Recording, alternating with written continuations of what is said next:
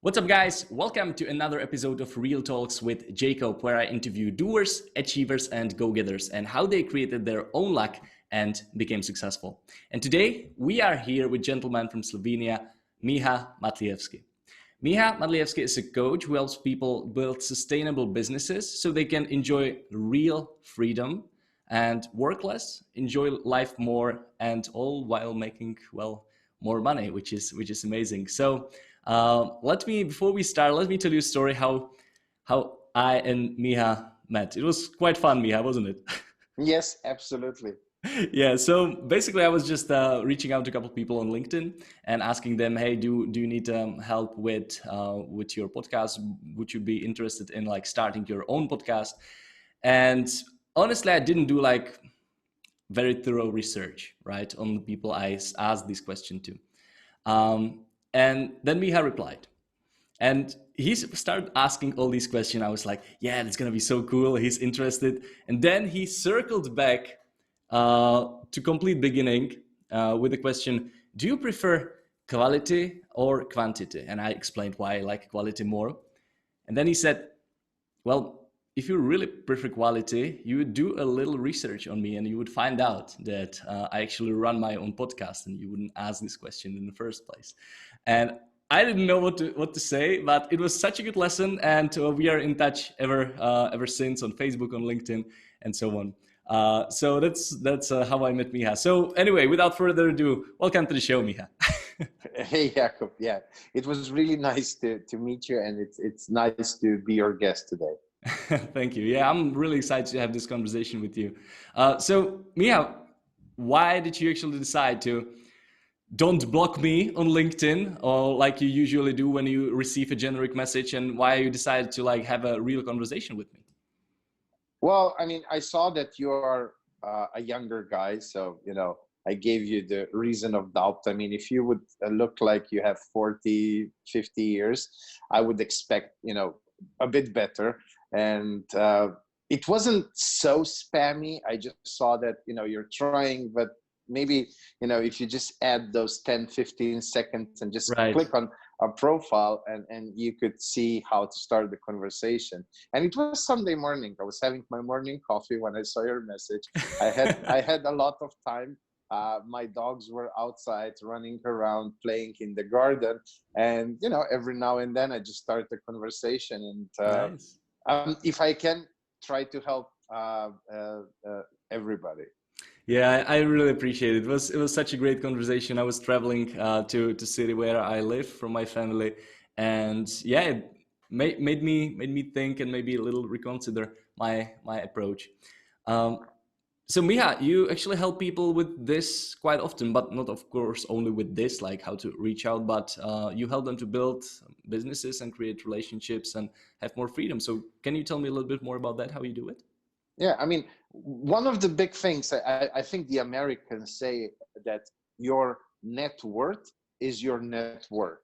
Yes. So, but not just how much people are in your network, like often when I get this crazy networkers online, I ask them like, but how many people from your substantial list will actually answer your call at 3 a.m. if you need Yes. something? So for me, it's not just about creating network, but creating meaningful relationships. Hmm. And I see that a lot of people struggle. Most of my clients are 35-ish plus. So Okay. we weren't really born with iPhones and iPads in our lap. And I mean, I had the same problem when I started my online journey. It was like, oh, this is the online world. It needs like everything is different, like and it isn't.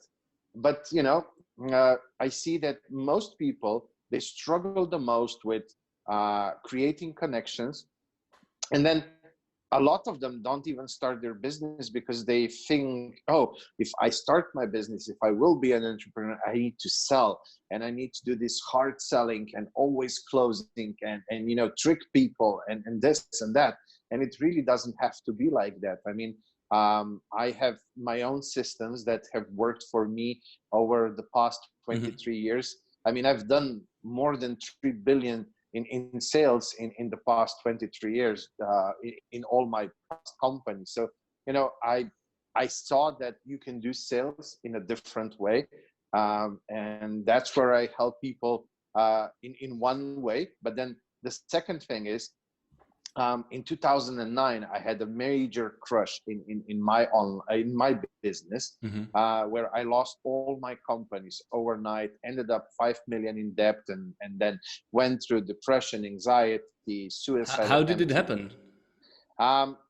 With that financial crash in Right. 2009, Yes. one of my companies was an investor in a huge real estate deal. And all my other companies were co-signing that agreement with the bank for the financing. We were in the middle of the project. The crash came, prices dropped, and so we wouldn't be even close to zero, let alone profitable. And the bank said, we want out. They took money from other companies, and it was just a domino effect that happened in like basically a single day. And so you end up in depression, anxiety, right? Yes. But the thing, like now looking back at those times, so 2006, 7, 8, it's very similar to what we are seeing right now.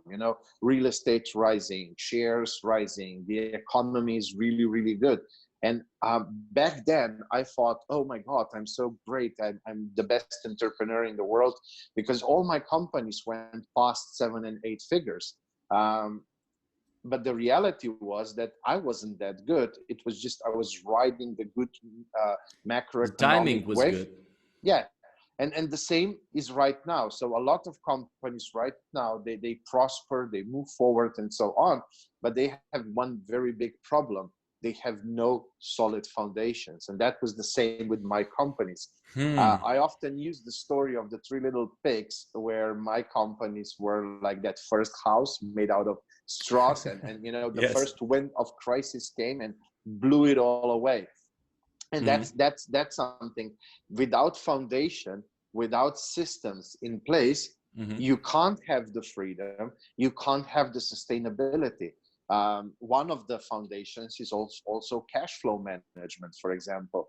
And if you don't have that cushion, because the crisis will come sooner or later. It will come, maybe this year, maybe next year. Now with the coronavirus, they say this could be the start of the crisis. Then they say elections in the US, that might be the start. Yeah, I mean, we are in a really long bull market, like yes, one of the longest. Like it's more than I don't know, 15 years till last crash, right? No, 12. The crisis 12, yeah, started sorry, in 2008. 12, yeah. So 12 years, and the history teaches us that it's between 10 and 12 years between the crisis. So it soon will be here, and there's nothing we can do to prevent the crisis. What we can do is really put the foundations in place, so that we can live through the crisis. The thing is, the first 6 months are crucial, and if you have this nice cushion in your cash flow, and if you have a really good product market fit and so on, you will push through those 6 months. All the companies that are on the market but they don't have foundation will be blown away, and then it's business as usual. All right, so you're mentioning foundation, and you mentioned product market fit. What are other important things in this foundation? Is it like relationship capital? There's a lot. It starts with you, the entrepreneur. You're that first pillar of foundation. So nobody was born perfect entrepreneur. We all have our own inner demons. We all lack certain skills, soft heart, and so on. So the first foundation is you, the personal development that you have to do on yourself, like things like mindfulness and emotional intelligence. Mindfulness enables you to step away from the current moment and disconnect the autopilot. Emotional intelligence tells you how to react in a certain moment, what to do, what to choose, and so on. So things like that, all the way to being a doer, not excuse maker, having the permanent beta mindset, because so much is changing all around us. The world is spinning with such fast pace. There's no longer any place for perfection. 100 years ago, you could create a plan and make a 10-year plan. And, you probably would go through the whole phases of plan. Right now, I mean, tomorrow, Mark wakes up and says, you know what, we're changing the algorithm on Instagram or on Yeah, Facebook, and half of digital agencies can die. Um, so it's much more important to be permanent beta state and be, adoptable. And so it's different kind of leadership is needed today. 30 years ago, your employees had very little options. So it was easy to be that, old style, my way or highway. But nowadays we live in the global world. Your good employees, they can work from home for anybody in the world. And, new leaders need to adopt to that, and they need to change how they treat leadership. And then, we have processes, KPIs, benchmarking, company brand strategy, brand story, company culture, HR plan, HR structure. What else? Business development plan. It's almost like building a house. You first need to have it a is. plan, a business development plan. The first thing is product market fit. Until you reach the point where you can validate the product market fit, it doesn't make any sense to work on your logo or this or that, because you have nothing without the product Yeah. market fit. And the And so only many way tech to companies do the mistake that they think they have product market fit and they start scaling and burning incredible amounts of money because they still don't have like that exact product market fit which would help them to grow really fast. So yeah yeah, I'm 100% agree with you that like all these things like a logo, perfect website, and so on is quite obsolete when you don't know your audience and yeah offer which resonates with them. Yeah, and I mean, you need to look at 2 years in advance. That's how I approach it. So, where do you want to be then? Because part of product market fit is also your business model. Then you have to go through some numbers of what's the market potential and so on. So maybe I have a very good offer, but it only resonates with 20 people a year. Maybe with that offer, I can make solid 6 figures. But to take it to 8 figures, for example, if I want to go from 6 to 8, Yes. it might not be good anymore because there is not enough market potential to scale that. So validating product market fit at one level doesn't mean that it will still hold true on another level. So that's the reason why you're saying that we should be thinking like 2 years ahead from now. So for example, Yes, where we want to build it, or how big we want it.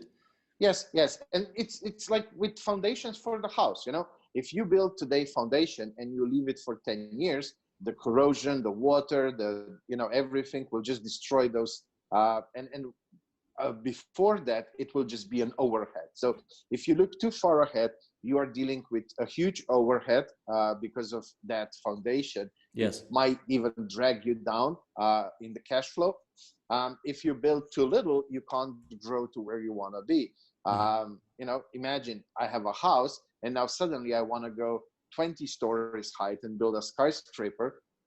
But if I don't go and first change the foundation, it will all just crumble and fall apart. And do you think?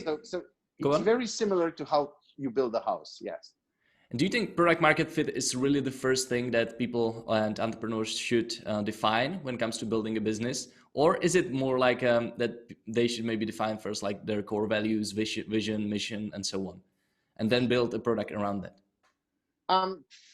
I always like to approach, like, there are plenty of different ways how you can start a business. I think the hardest one is I come up with a product and then I need to figure out who I'm going to sell this to. Yeah, I did this Always, mistake so many times. I always start with the audience and let them feed me. I Yes. don't want to be the inventor, because if you look in the past, most inventors were never market leaders. They started something.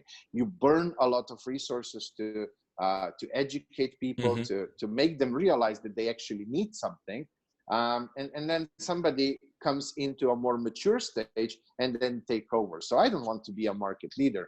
And I always start with an audience and let them feed me.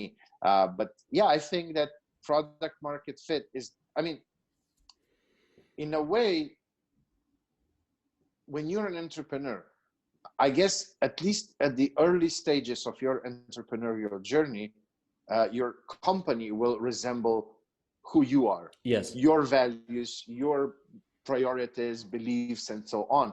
So when I said the first pillar is you, the entrepreneur, one of the things in that part is know thyself, who you are, what do you stand for, what are your values, beliefs, and so on, because your company will kind of copy paste that, because you can't run a company on completely different foundation than what you embody.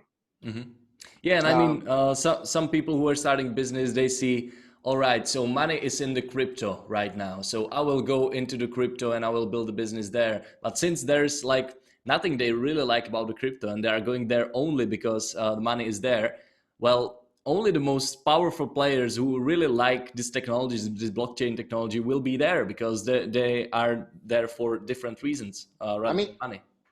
the thing is, you like, if I look at my last startup, I never liked the energy sector, but I had a lot of leverages in that sector, and that's why even without loving what I do, I was able to start it and scale it to multiple 8 figures in the first year, and then multiple 9 figures in the next year before I had my exit. But I started it with the exit in mind. I was just using the leverages.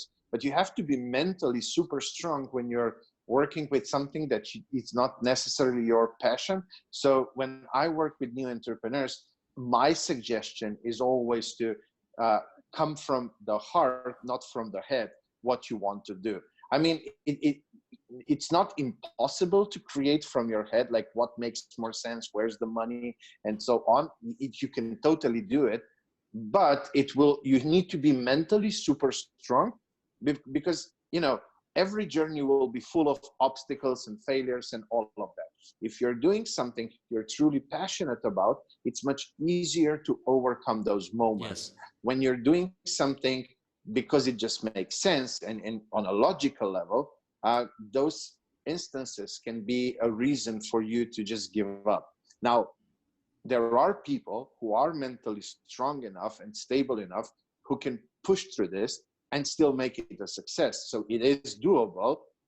It might be harder. So if I'm able to choose whether I want to do something that makes sense on the logical level, or something that comes truly from my heart and I'm super passionate about it, I will always choose the one that comes from the Got heart. it. But back in 2014 with my last startup, I was aware that I have so much leverage, and I just wanted to use that leverage. Yeah, and I mean, you had so much experience from the past, right? So you were able to do that logical decision, and you really build it with the exit in mind, which Yeah. takes an experience and which takes like real discipline to go there, especially if you're not passionate about the Yeah, industry. I mean, when you're a newcomer, I think it's almost impossible to come from.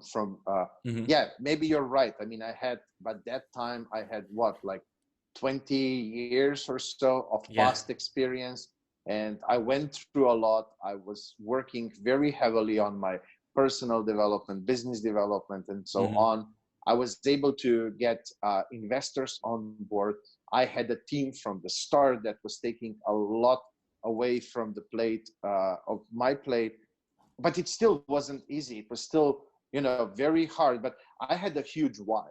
I had a Hmm. very, very huge why, because, remember that crash in 2009, I was left with $5 million of personal debt, and I wasn't able to do a personal bankruptcy. And so I had to repay all that. So Mm. that was my huge, huge, huge why that was pushing me. If I wouldn't have that, I would probably give up in the journey, because it's really hard when you are trying to do something that you have no emotions towards. It's Mm. really hard. But yeah, Conformity is dangerous. yeah, but thankfully I had that strong why that was carrying me through all the obstacles and all the problems, that I had an amazing team alongside of me, and so on. So Hmm. otherwise, yeah, That would be tough. probably I wouldn't do anything with that. Hmm. Miha, you say that you work usually with people around 30, 35. But if you would be working with somebody younger, let's say 22 years old, who is interested in starting business, and they don't really know where to start. They just know that they hate the idea of working for somebody else and they want to be their own boss. So what advice would you give such a young person? I mean, it's not that I don't work with them or that I hate working with them. My past experience is just that usually young people, they haven't really experienced any failure and stuff like that. Hmm. And when they go online, they mostly go for those shiny objects, like the Lambos and the mansions and Yes. and they believe the story that this gurus put out, where everything is just shiny and all you have to do is listen to their blueprint, and in 1 month, just working half an hour a day, you will be a gazillionaire. And they fall for that a lot of times. And that's why I'm mostly working with a little bit more mature people Hmm. who understand that life is not like that, that any journey has a lot of failures and roadblocks and so on along the way. And then it's much easier to work with them and to handhold them through the whole process. But I do have a few very young people. It's just that they have usually quite a story of prior adversity. So, Got maybe it. they were really struggling through the young age, maybe they had some abuse or something. So they matured much Faster. faster. Yeah. Yeah, so And they it's can not the be age thing, it's more rather like an experience maturity. thing, but Yes. the age is usually like the common denominator of people you Yeah. want to work with. Got it. Yeah, I mean, the thing is just that most often, especially us men, we tend to be quite immature for quite some time. I see that I mean, look most at me, I don't guys even have facial hair.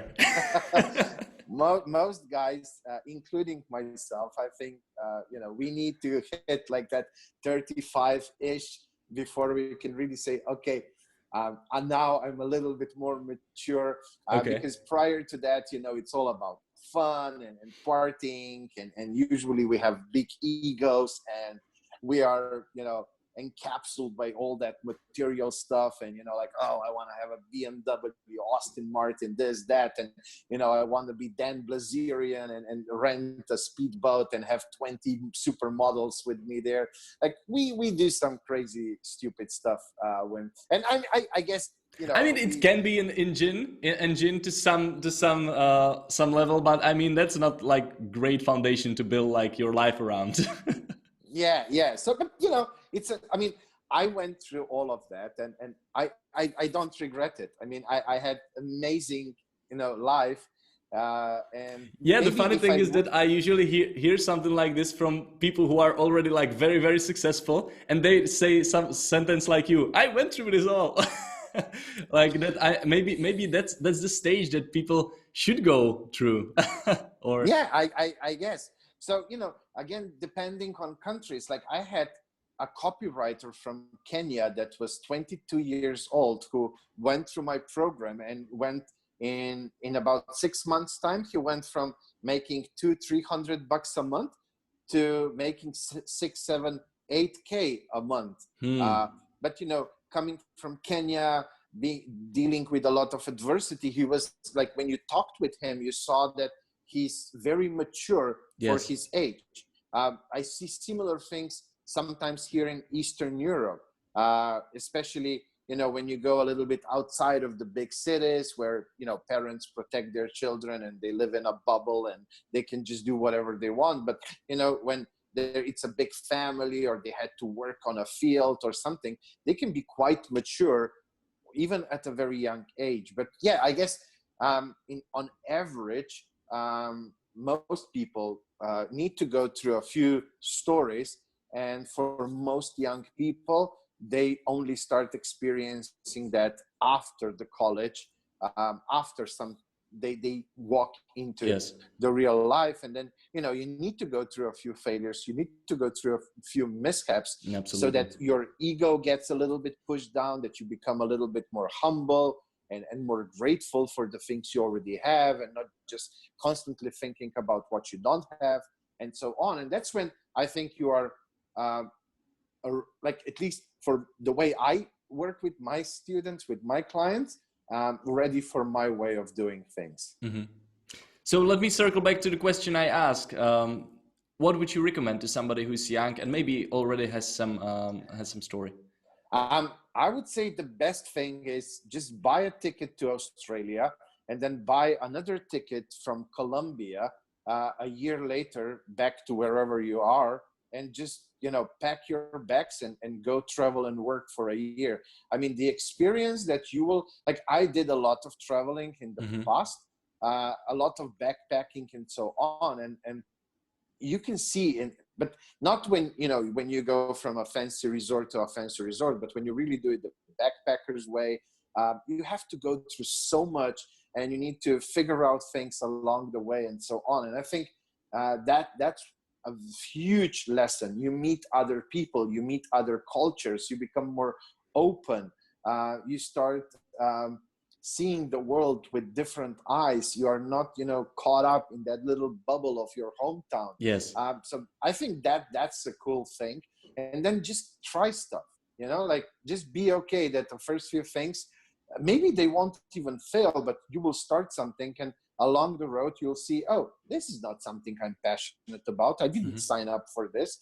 And just be okay that you change, things change, and it's okay to move away and to go into a different direction. I mean, like with the relationship, if you don't try dating a few different girlfriends, how will you even know, what it is that you want? Because one thing is what you think, but then when, like, I'll give you a super easy example. When I was 20 something, I had a really nice girlfriend. Everything was perfect.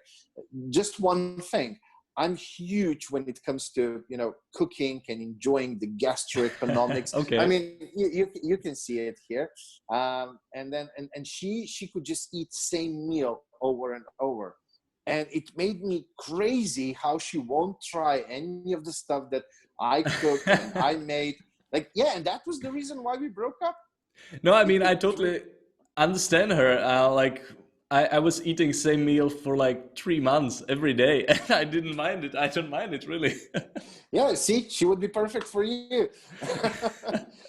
But I would never know that without experiencing it. I never thought that might be something so important to me, and then it ended up being super important. And only through a few relationships that failed, I was able to figure out what it really is that I want in life, and who do I want alongside of me, and so on. So before you found like your current partner, or I'm not sure if you're in a Yes, relationship, yes. you need to take them to a couple very different restaurants to find out if they like different meal, and then she's the one.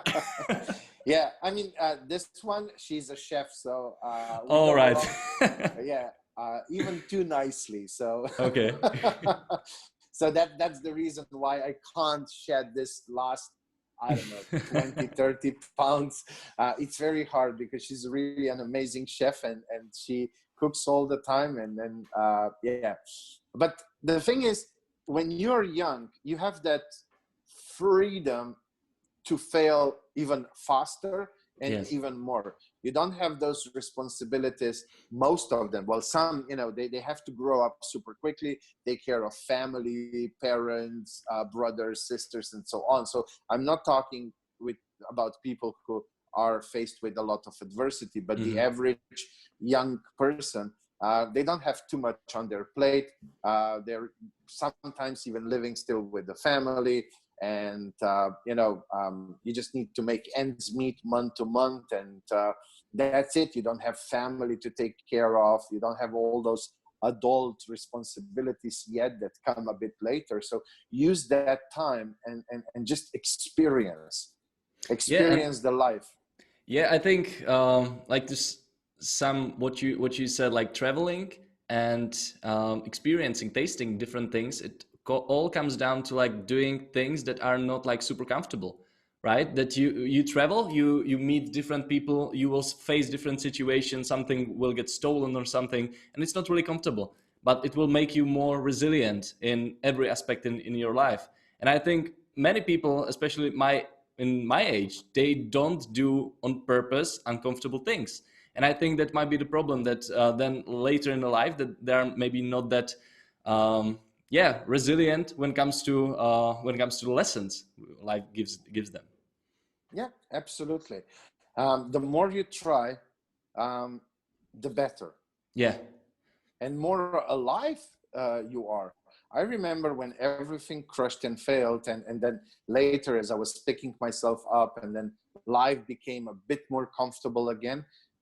And I found myself that before, my life was hustle, hustle, grind, grind, which is the stupidest thing that you can do, because that's, you know, the easiest way to get yourself into hospital. And then it was partying and sleeping. Like, those were the three things that I was doing in my 20s. And now I found myself with a lot of time, a bit money, and I didn't know what to do. So I made a challenge for myself to do at least one new thing that I've never done before every week. And Nice. I had two rules. First rule, drinking a different kind of beer doesn't, count. And the second one was that if I do two things this week, that doesn't mean that I can slack off next week. So the minimum is one, but I can do more in a week. But then next week I have to do something new again. Got And it it. was sometimes little things like trying decaf coffee for the first time, which wasn't really an enjoyable experience. And sometimes it was traveling to a But now you country that, know. yeah. So I was not prejudging. I was just choosing things randomly, whatever was available to me. And I ended up doing 136 things that year.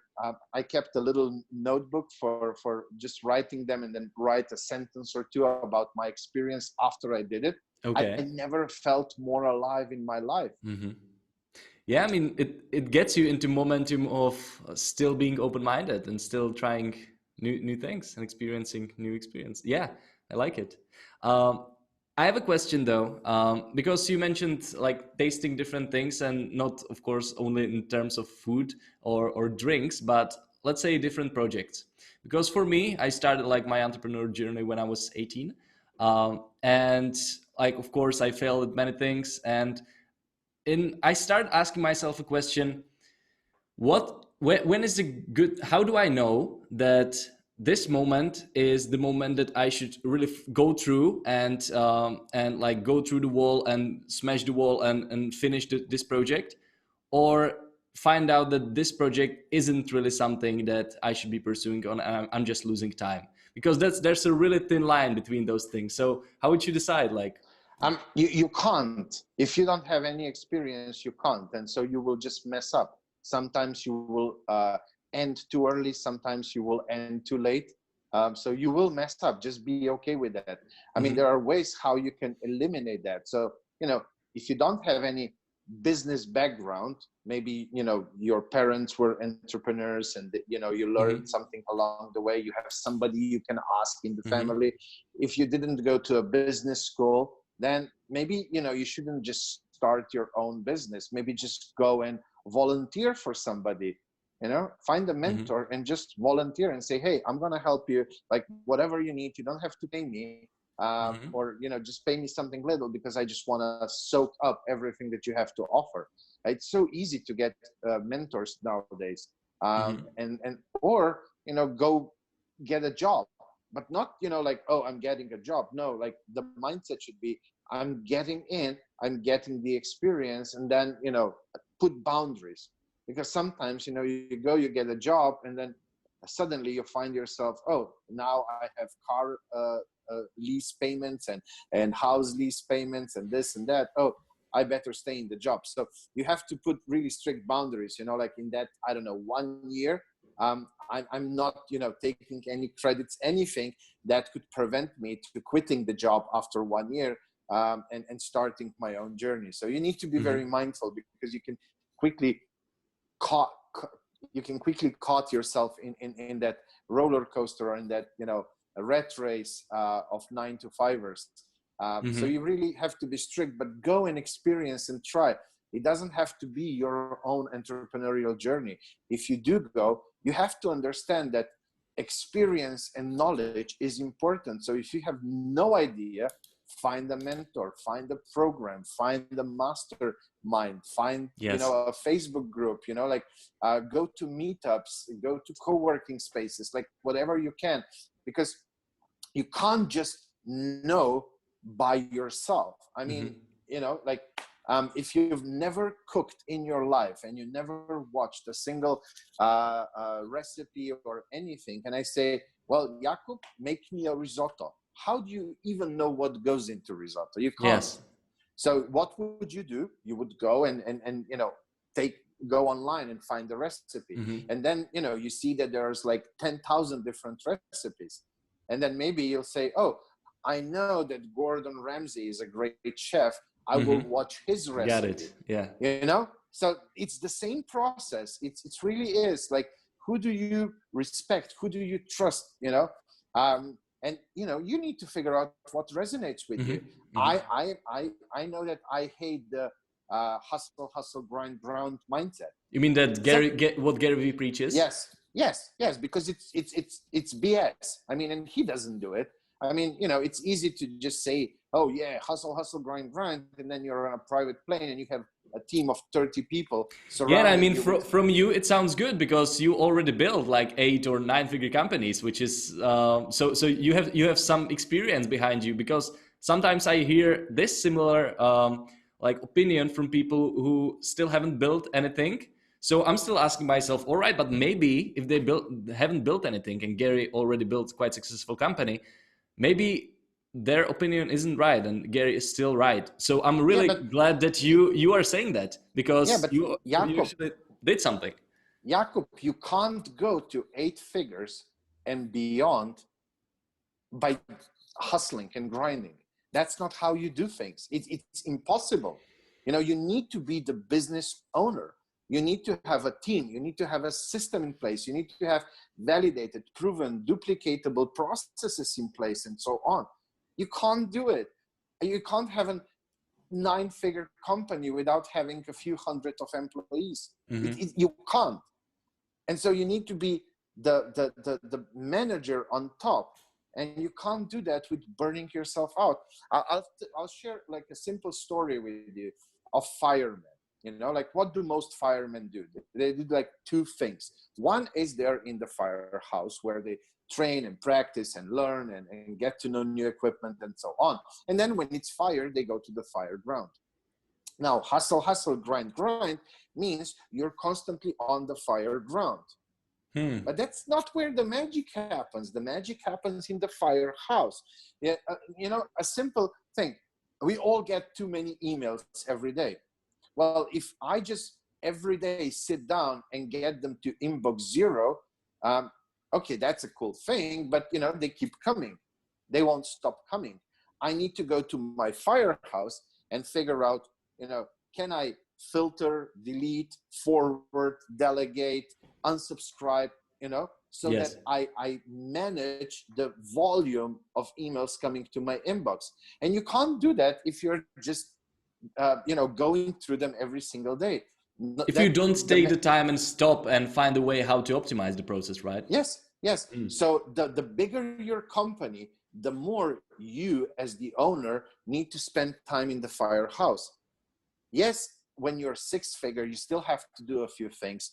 Even when you're 7-figure, you still probably do a few things. But as your company grows beyond that, you should be permanently just in the firehouse.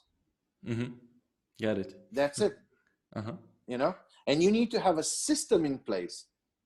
Your system must not rely on like, Jakub is my salesperson. What would I do without Jakub? Mm-hmm. No, that means that your sales process sucks because it's not duplicatable. And what's not duplicatable is not scalable. I can't scale you. I can't clone you.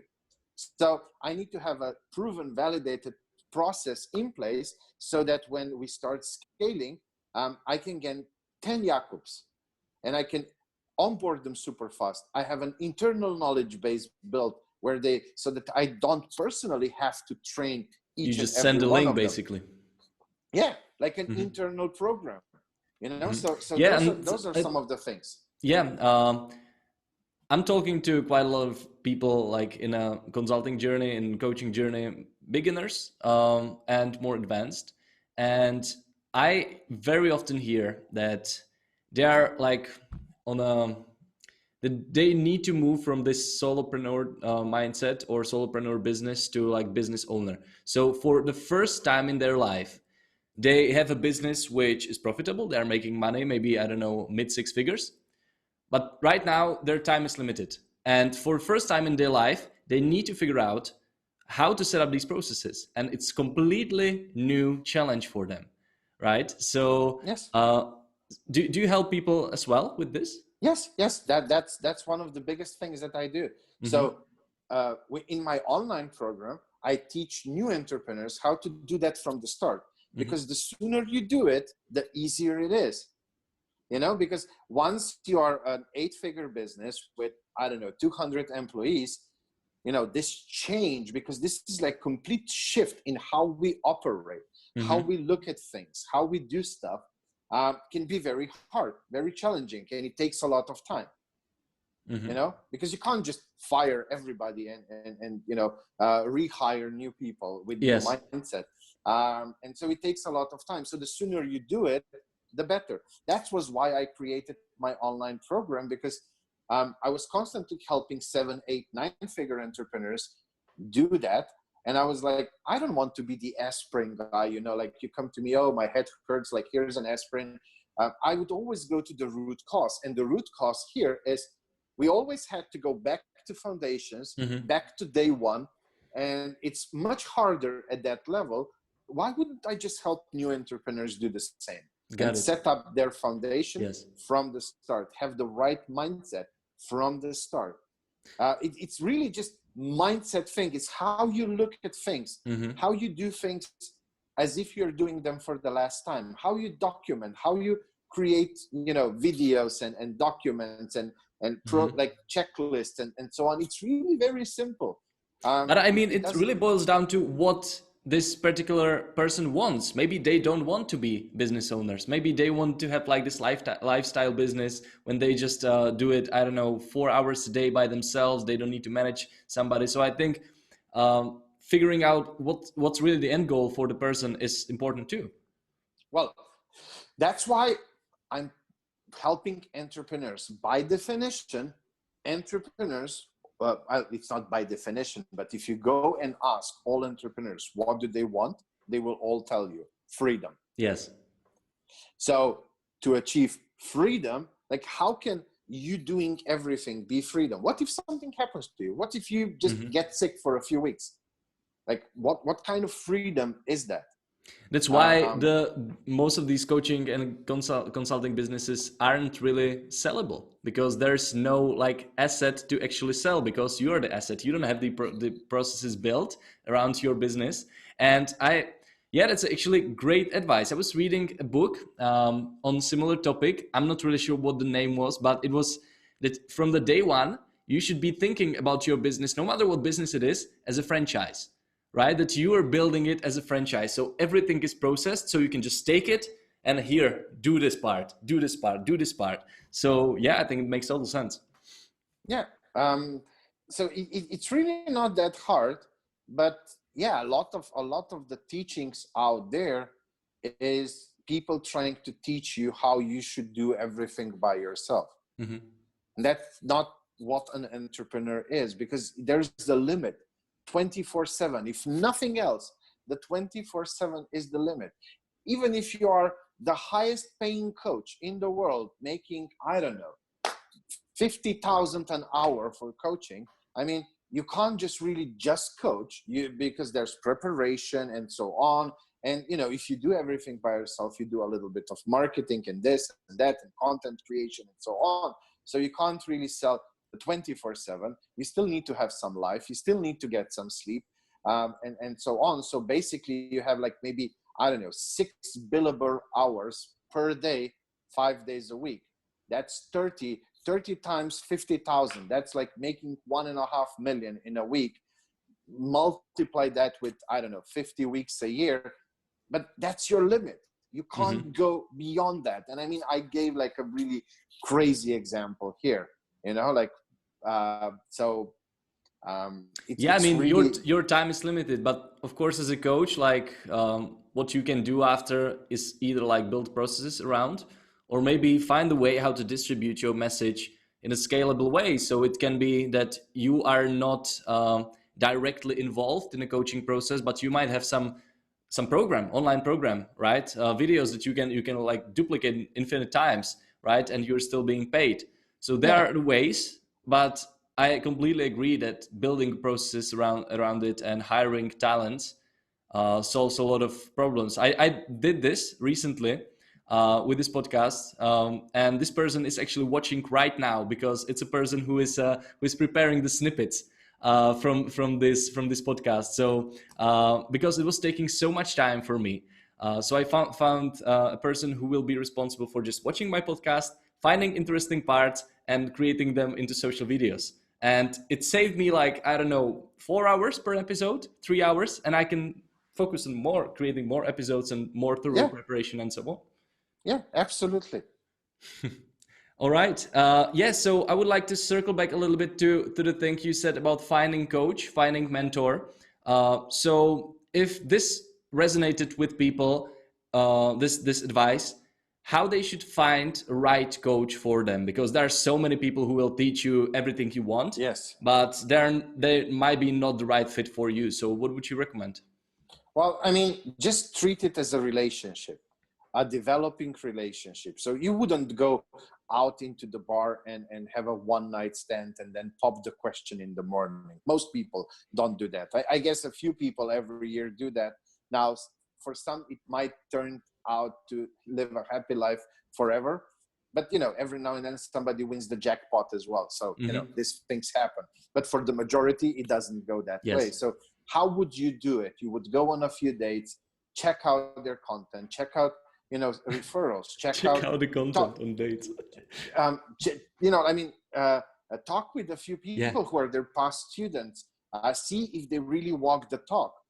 One thing that's super important to me is, I understand that no journey is without failures. So if somebody's trying to pretend that, like, for them, like they, it's just sugar candy and so on, I would just run away from them. And just do your due diligence, and of course see what resonates with you. I'm not resonating with everybody. Maybe you resonate more with Gary Vee saying fuck every second word. Maybe you resonate more with this guy or that guy. So but take some time. Don't just jump. I know, I mean, that's the whole point, how they try to sell you. They get you, on a webinar or on a sales call, and then they try to get you all emotional so that you just take the card out and pay. And then once you're locked in, then you like, oh, I better do something with this. But try to take the emotions away and just do your due diligence. Take some time, do the due diligence, and then make a decision what resonates with you the most. Interesting. So you're very into like building relationships with people, not doing like these pressure incentive-based sellings and so on. No. Just today, like a few hours ago, I had a call with a potential client, a lady from Australia. And she said, because we talked last week, she said, well, I already bought your 2-hour session. Doesn't that show you that I'm ready to do the work?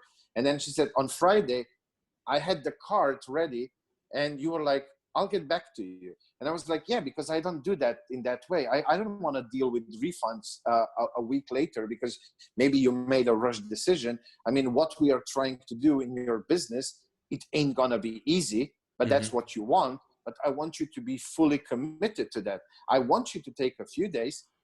It's better for us not to jump on this, because I'm not somebody who wants to just charge you. If we start working, I'll put my heart and my soul into this. And I'm very, very results orientated. And I want to know that you're fully on board. And she was like, And I oh, mean, okay.